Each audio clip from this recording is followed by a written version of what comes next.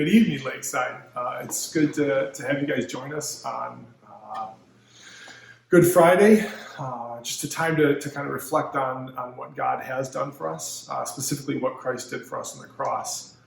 We don't really have a full service. There wasn't really the opportunity for us to do that, but we just wanted to sort of give you some thoughts and some things to meditate on as we spend Good Friday remembering what Christ has done for us. I just want to draw your attention to a couple of verses. The first one's going to be in Hebrews chapter 12, just the first two verses. It says, "Therefore, since we are surrounded by so great a cloud of witnesses, let us also lay aside every weight and sin which clings so closely, and let us run with endurance the race that is set before us, looking to Jesus, the founder and perfecter of our faith, who for the joy that was set before him endured the cross, despising the shame, and is seated at the right hand of the throne of God."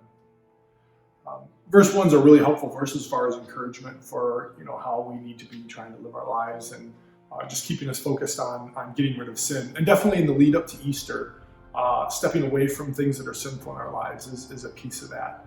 And just being reminded of the things that we know that are a part of us that we need to deal with before the Lord, and putting those things aside to stay focused on who Jesus is. But really what I want to focus on is verse 2. That phrase, for the joy that was set before him endured the cross. I think we forget sometimes that there are just places that we need to endure. Good Friday is a day that has to be endured. It's not fun, it's not great, but we have to get through it. When we look at the cross, Jesus just endured for that whole day.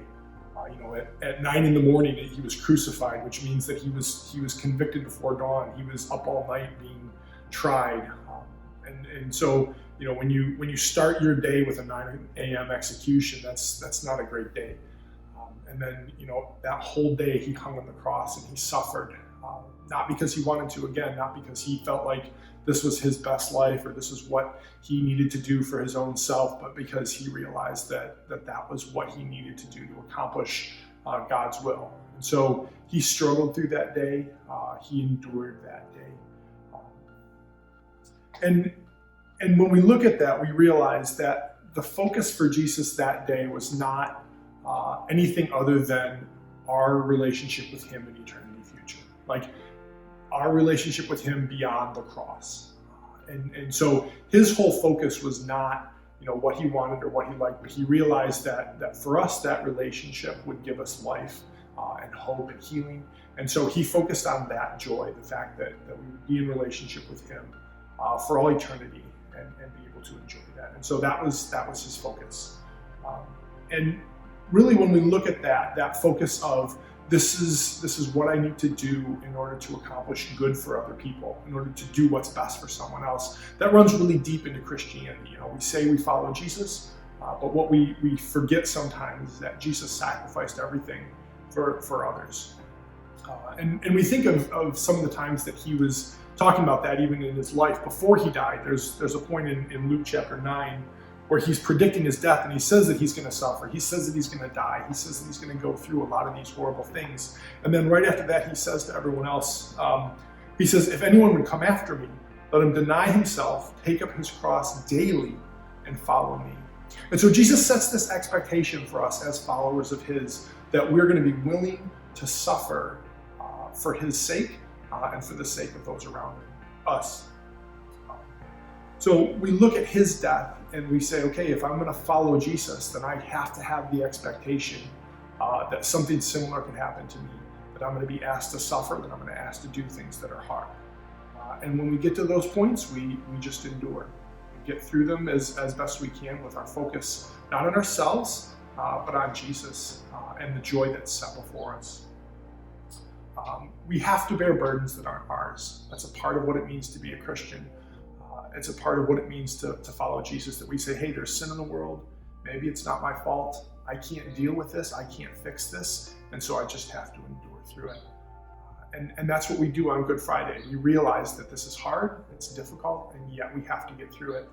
And so we focus on the joy that's beyond the difficulty. So as we think about this, I just wanted to give you two thoughts to come out of this. First of all, whatever you're going through, following Jesus is the best way to get through that. If we say that we follow Jesus and we recognize that he suffered and died, then we realize that suffering is at least includes that possibility. But as we go through hard times, as we suffer, as we struggle, we realize that Jesus has been there and he's there with us now.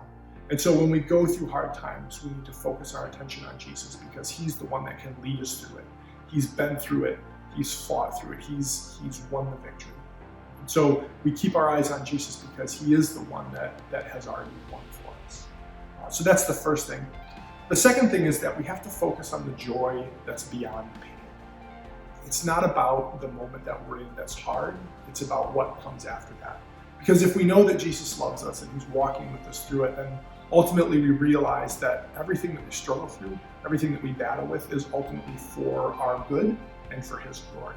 And so as we struggle through the pain, we focus on the fact that there is joy and there is something beyond this. And in the present situation, maybe the joy is something small, right? Like we're separated, we're in sort of lockdown mode, and we say, oh, I'm really looking forward to being able to enjoy, dinner out with my family at a restaurant, or going out and hanging out in public, or going to a water park this summer, or whatever it is. That's a small joy that we realize, and focusing on those things help us get through some smaller struggles.